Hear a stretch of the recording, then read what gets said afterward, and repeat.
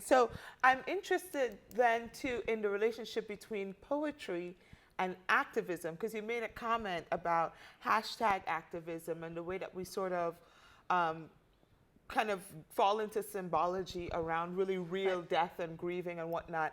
And at the same time, the argument definitely can be made that there is something to be said for, symbols of solidarity, et cetera, et cetera. So talk to me about a little bit more about how you think about that relationship and tease it out. Activism, the word tells you what it is. So it is to activate you.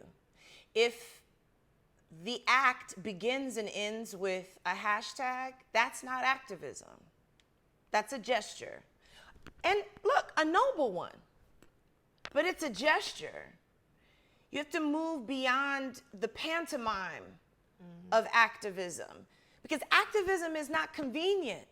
It's not something you can really do on your lunch break. It's not something you can, you know what I mean? It's not that.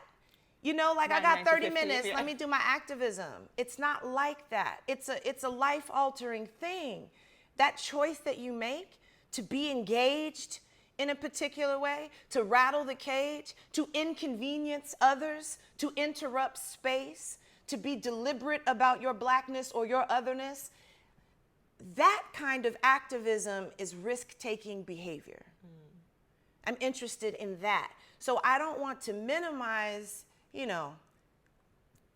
Twitter, social media, activism necessarily, but I want to invite folks into a conversation that is just the jumping off point.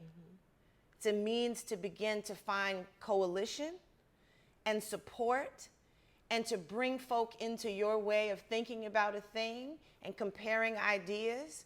But that is all that is. If we don't move beyond that, then it is just a gesture.